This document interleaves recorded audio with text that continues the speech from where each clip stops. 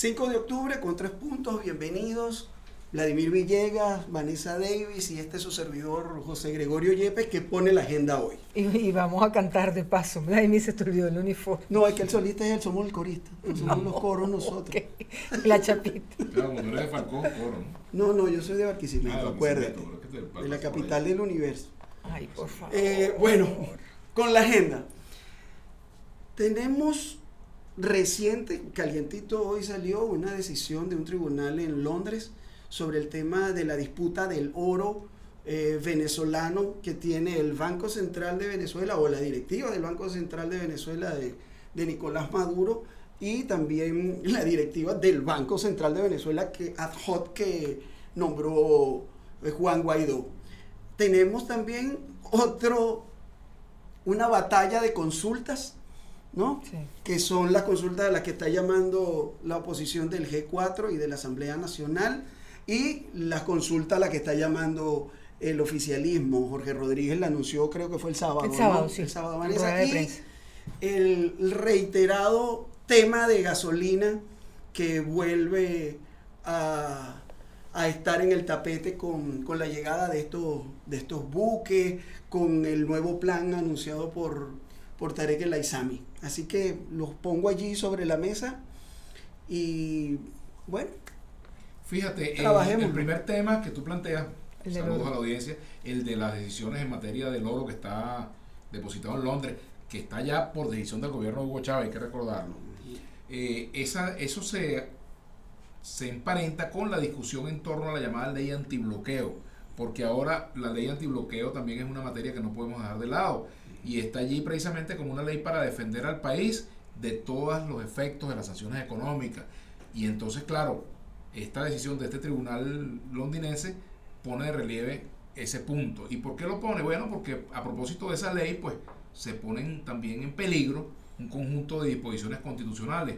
Es una ley antibloqueo que termina bloqueando artículos constitucionales, como por ejemplo el derecho a la información, el derecho a estar informado, el derecho, la obligación que se tiene de generar mecanismos de control de las acciones del gobierno en cuanto a ejecución presupuestaria, etcétera, etcétera. Entonces, ¿por qué lo vinculo? Porque me parece que tiene que ver una cosa con la otra. Es decir, aquí en Venezuela yo no estoy de acuerdo con esas medidas coercitivas, ¿verdad? Con el secuestro del oro allá, etcétera. No estoy de acuerdo con ninguna de esas medidas. Pero tampoco puede ser que en nombre del bloqueo entonces tengamos que renunciar a derechos constitucionales y me quiero meter por allí con ese punto. Bueno, yo plantearía, entiendo que José Gregorio se va sobre todo por la parte económica y yo voy pues a la disputa política y un conflicto que obviamente trasciende las fronteras venezolanas, pero que tiene un gran impacto para nosotros como venezolanos y como venezolanas, que en definitiva, lo conecto con la consulta, parece que nadie nos quiere escuchar. O sea, todo el mundo habla de consultas y voy a hacer consulta. Yo escuché a Jorge Rodríguez, por ejemplo, el sábado, convocando la consulta, pero realmente el chavismo gobernante, el oficialismo, y lo digo con el mayor respeto por todas las opiniones, quiere escuchar lo que la gente le quiere decir. Realmente quiere escuchar cuáles son las salidas que ve la gente a la situación crítica, caótica que vivimos. A mí me parece que no. Y voy a la otra parte. Realmente todo el sector amplio que acompaña a Juan Guaidó quiere volver a escuchar lo que ya el sector que lo acompaña le dijo hace unos cuantos años. Es decir, es consultar lo que ya consultaste y sobre lo cual ya sabes la respuesta. Tengo la impresión de que ambos bloques están haciendo una suerte de ejercicio de retórica, José Gregorio y Vladimir. Te digo que te voy a consultar, pero ya yo sé cuál es la respuesta. Tú le preguntas abiertamente a la gente qué quiere y te va a decir solución a la crisis. Solución a la crisis pasa, lo reitero con el mayor respeto por todas las posiciones, por elecciones presidenciales. El problema no parece estar en el Parlamento. Podría estar en el Parlamento para un porcentaje de la población, pero mayoritariamente, si es de verdad ese oficialismo o ese chavismo gobernante sale y pregunta, se va a encontrar con la respuesta que ya sabe. Y el bloque que acompaña a Guaidó sale y pregunta y se va a encontrar con la respuesta que ya sabe. Mira, Vanessa, para seguir con el tema, y creo que después debemos retomar el tema del oro en Londres. A mí me parece que el tema de las consultas o de esa estrategia de decir que, bueno, vamos a consultar y todo eso es una herramienta política para tratar de buscar movilizarse, tratar de estimular a los simpatizantes de cada una de las fuerzas políticas en pugna a tratar de estar más activos y dar esa pelea política, ya que como que la pandemia está pasando, hoy estamos viendo hoy una gran movilización, no, cuando digo está pasando porque vemos mucha gente movilizada en la calle, a eso es lo que me refiero, la pandemia no ha pasado en lo absoluto, pero digamos, ese miedo, o sea, ya hay protestas, la de los maestros que están protestando hoy en 2 sitios distintos, ya también les llegaron los invitados del oficialismo para tratar de desactivar esa protesta. Entonces yo lo que creo que es eso. Y además me recuerda el tema, aquella estrategia muy utilizada por Chávez. Hay un cacerolazo, entonces nosotros sacamos las mondonguera versus Renauer. Y entonces la oposición llama a hacer una consulta y bueno, y entonces el chavismo llega y saca su consulta por si acaso, para estar también todos metidos como que en la jugada. Y siempre está pasando, lo que está pasando es que el pueblo venezolano, o sea, yo dificulto que esta gente, como tú dices, quiera consultarle algo a la gente. No le están consultando nada. Y en ese tema meto la posición de Borrell, que acaba de decir, dice, nosotros no podemos enviar una misión de observación en este momento porque favoreceríamos la desinstitucionalización, pero además le llama la atención a la comunidad internacional que les dicen, en Venezuela hay una crisis humanitaria, en Venezuela hay un problema social gravísimo y todo el mundo está mirando el tema político. Entonces, esa desconexión es complicada. Pero hay un punto que yo quisiera vincular con el asunto de la consulta. Fíjate tú, desde la oposición...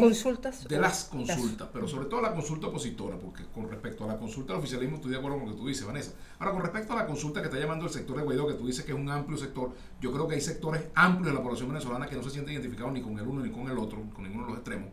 Pues con respecto a esa consulta, fíjate, aquí se ha dicho que no se puede votar por la pandemia, ¿verdad? Que la pandemia, que entonces detrás de la pandemia se ha ocultado el abstencionismo. Pero entonces sí se puede hacer una consulta en medio de la pandemia, esa sí se puede hacer. ¿Y quiénes van a votar en esa consulta? Es una consulta virtual, por internet. Se van a aparecer a las clases virtuales estas que el gobierno dice que se están dando en todo el país. Entonces, aquí hay mucho de doble discurso y mucho de demagogia con este asunto de las consultas, porque como muy bien lo dice Vanessa, aquí a los venezolanos no los han consultado si están de acuerdo con las sanciones. Por ejemplo, los venezolanos les han preguntado si están de acuerdo con sanciones que le afecten a las personas de a pie. Las sanciones que impiden la llegada de la gasolina, que puedan impedir la llegada de medicina o de alimentos. Le han preguntado sobre las sanciones. Le han preguntado a la gente si está de acuerdo con que esta asamblea que encabeza Guaidó se prolongue más allá del 5 de enero, por ejemplo. Le han preguntado a la gente de la oposición al menos si está de acuerdo con esas estrategias que se están llevando a cabo. Hay muchas cosas ahí que ponen en entredicho ese discurso opositor, pero también es bueno decir que el gobierno habla de consultas y yo le preguntaría, pregunten al pueblo si están de acuerdo, por ejemplo, con que esta Asamblea Nacional Constituyente esté dictando leyes de espaldas a la Constitución, si están de acuerdo con que de manera descarada se violenten los principios fundamentales allí en la Constitución en materia de control fiscal, en materia de derecho a información, de derecho a informar, en materia incluso hasta de derechos humanos. Es decir, hay tanta protuberancia, tantas cosas que dejan desnudos el discurso del gobierno y el discurso de un sector de la oposición, bueno, que da para una y muchas consultas, y este programa ya no se tendría que llamar con 3 puntos, sino con muchos puntos. Sin duda alguna. Pero yo insisto en el punto, José Gregorio y Vladimir, que nos escuchen a los venezolanos. Y reitero mi punto, para mí el problema es la presidencia de la República, que si quien la ocupa en este momento considera que está en condiciones de ganarla en buena lid, debe someterse al escrutinio popular. Justamente. Y a cuenta de que se debe someter a algo que la oposición no ha podido imponer por la vía del llamado mantra de los 3 pasos. O sea, a cuenta de que tiene que el gobierno someterse a eso cuando están convocando unas elecciones parlamentarias frente a las cuales la oposición que dice querer sacar a Maduro, pues se abstiene y le hace el favor a Maduro de darle ese espacio. Bueno, Vladimir, pero volvemos al punto. Es que yo creo que el problema es presidencial. creo que el país está en la situación en la que está por el ejercicio presidencial. Por eso insisto en que para mí el problema son presidenciales. Y obviamente hay que hacer las elecciones parlamentarias. ¿Cómo se derrota un gobierno? Se lo va derrotando paso a paso. Con el voto. Pero con el voto, en una municipal, una señal de los municipios que no están de acuerdo. Está bien, Vladimir, entonces seguimos arrastrando la crisis, no hay cambio. En esa eterna discusión de ustedes dos. Vamos a quedar porque para Vladimir el problema es parlamentario y para mí es presidencial. Aquí hay un problema político, hay un problema político, pero el tema siempre empezamos a discutir si el tema es presidenciales o si son parlamentarias. Y entonces vuelvo y cito también a Borrell. Aquí hay una crisis. Aquí hay una crisis social, sanitaria y económica que se está llevando por delante a la gente. Y todo el mundo, desde los políticos de Venezuela como la clase política internacional, están concentrados en resolver el tema político. Llegamos a esa crisis porque tenemos un gobierno ineficiente que no hizo las cosas como son, pero estamos dentro de unos cánones democráticos supuestamente que debemos ir resolviendo. Tú no le puedes pedir a alguien al que se le acusa de autoritario, de maluco y de dictador que llegue y haga las elecciones de gratis. Tiene que irlo derrotando paso a paso. Ese es el camino que a mí me parece, aun cuando coincida contigo que hay un problema grave con el tema presidencial. Que hay que forzarlo, sí, y la oposición no ha sido lo suficientemente capaz de generar la presión que obligue a Maduro a llamar a elecciones presidenciales. Ese es el problema en el que estamos metidos. Esa es mi posición. Yo seguiría apostando y seguiría apelando, incluso de los 3 temas que pusiste en agenda, José Gregorio, y me atengo a los 3 temas, pero seguiría apostando a que ese sector que acompañó al presidente Hugo Chávez reaccione, porque es un proyecto político con sus detractores y con sus defensores que se está volviendo agua. Pero hay gente reaccionando. Que se está volviendo agua. Es un artículo muy excelente. La posición del Partido Comunista, la posición del PPT de Uzcategui. Pero hace falta más reacciones. Y vuelvo a mi punto. No se puede mirar a un lado cuando se violan los derechos humanos. No se puede mirar a un lado y decir, eso no es asunto mío, o fulanito, o siempre fue opositor. No, porque las violaciones a los derechos humanos, las violaciones a los derechos sociales, civiles, políticos, todas las violaciones, amplias violaciones de derechos humanos que tenemos en nuestro país, nos afectan a todos. Y todos tenemos que reaccionar. No solamente el sector que tradicionalmente ha tenido una opinión en contra. Fíjate, ha reaccionado mucha gente, fíjate que faltan reacciones. Que se han dado, seguramente van a faltar muchas reacciones, pero también tiene que ver con las propias incoherencias en el llamado mundo opositor. O sea, hay un conjunto de incoherencias con respecto a la forma de lucha. Los que están de acuerdo con las elecciones no van unidos, los que están de acuerdo con que se le dé continuidad administrativa a la actual asamblea no hayan cómo explicar qué va a pasar después del 5 de enero, cómo va a ser eso. Los que llaman una consulta, pues obvian que ya hubo una consulta, como tú muy bien lo decías. Y en el gobierno, por supuesto, las voces que terminan siendo voces críticas, pues van siendo calladas también, porque bueno, por la autocensura, por el miedo, censura, por autocensura y persecución. Etcétera. Hay muchos elementos de esto. Y con respecto a Borrell, a algunos les irá a aburrir lo que está diciendo Borrell, pero lo que dice Borrell tiene mucho sentido. Y tiene mucho sentido. Hay una crisis humanitaria frente a la cual hay que dar respuesta, para lo cual se pasa necesariamente por un acuerdo político. Hay que buscar ese acuerdo político que permita la entrada de esa ayuda. Claro, y trato de conectar antes de llegar a la gasolina con el tema político y del acuerdo necesario, y lo uno al tema del oro en Londres. ¿Qué pasa con el oro en Londres? Es un dinero que podría ayudar a resolver el tema de la pandemia, a por lo menos a lograr hacer unas inversiones, y mientras lo tengamos en disputa, no se puede acceder a él. Entonces, sin quitarle perdóname, las ganas que pueden tener también algunos sectores en la propia Gran Bretaña que hacen con ese oro, porque voy para allá, a eso voy. Ese es un tema, porque incluso, Vladimir, si lo devuelven dentro de 2 años, ¿te imaginas lo que es hacer, o sea, lo que es mantener ese dinero allí? O sea, el dinero nunca se detiene, ¿no? Entonces, hay demasiados intereses, tanto internos como externos, con el tema de del oro. Pero además pone de bulto la disputa del oro, es que en el tema internacional se está como que rebarajando el tema de los apoyos. Claro. ¿Por qué? Porque Gran Bretaña reconocía a Guaidó. Bueno, ya no lo reconoce tanto, porque si no fuera de facto, este es el presidente y estos son sus autoridades y yo le devuelvo el oro. ¿Me explico? Entonces, eso hace pensar que hay allí también un debilitamiento que los opositores probablemente están viendo y por eso están tratando de movilizarse, por eso están tratando de llamar a la consulta, por eso están tratando de buscar nuevas acciones de presión para ocupar espacio. Gasolina. ¿Cómo has visto la gasolina? Bueno, en primer lugar, el ministro Tarek El-Aissami dijo que aquellas estaciones de servicio que no estén abiertas al día de hoy van a ser expropiadas.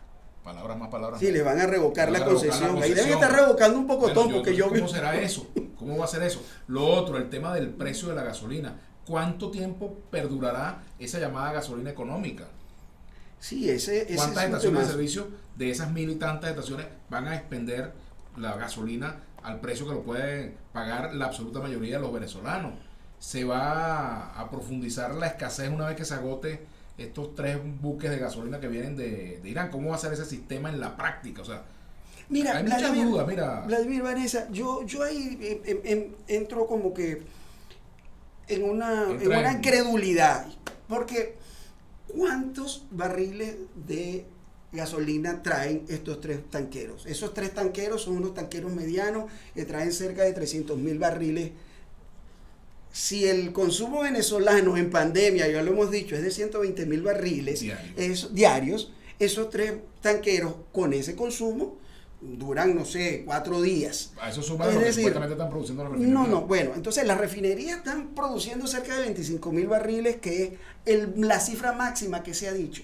Sin embargo, el presidente de la Cámara Petrolera dijo que estaba produciendo entre 70 y 80.000 barriles. Bueno, pero no es mucho más para resolver el problema que tenemos. Y tenemos en Caracas, bien, hay que decirlo, han bajado las colas. Ya de 4 horas pasaron a media hora, a 45 minutos, que es la estación, digamos, modelo que nosotros seguimos allí en la Castellana, cerca del Lido. Pero en el interior siguen colas grandísimas, de 11, 17 días, no sé, habrá que examinar cómo van a estar en esta. Pero evidentemente hay una acumulación de inventarios de gasolina para ir muñequeando y moviéndose en los tiempos del gobierno para tratar de abrirlo. Del uso político. Claro, del uso político, porque yo no puedo entender cómo solamente 3 tanqueros pueden dar para, no sé, 1 mes, 2 meses de suministro. No, las cuentas no dan, porque solamente Caracas se consume 37.000 barriles diarios. Suponte que sea la mitad. 15.000 barriles, las cuentas no dan para más allá de 10 días solamente por los tanqueros. Entonces hay un número oscuro por allí que es el que permite que haya como que esas ondas, esos valles y esas subidas en el suministro de la gasolina. Hay una cuenta que yo quiero sacar, supongo que ya para cerrar, porque debemos estar súper pasados de tiempo, y es el impacto ambiental de la operación de las refinerías. Ajá. Parece que ni oficialismo, ni chavismo gobernante, parece que a nadie le importa lo que está pasando con el ambiente. Ahí está el profesor Eduardo Klein de la Universidad Simón Bolívar, que registra el impacto de esos derrames permanentes que están ocurriendo en las refinerías por la operación para obtener gasolina.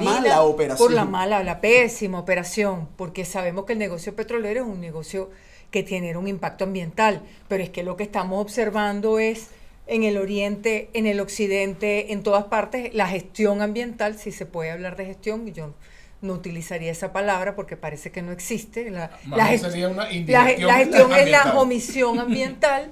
Parece que además sigue haciendo aguas, no les basta con el desastre del sur del país, con el proyecto del arco minero, sino que ahora también en la zona costera, con los derrames permanentes según las denuncias que están haciendo los ambientalistas. Bueno, por el día de hoy se nos acabó el combustible del tiempo. Sí, señor. Es decir, con 3 puntos. El resto lo coloca usted. Hasta la próxima.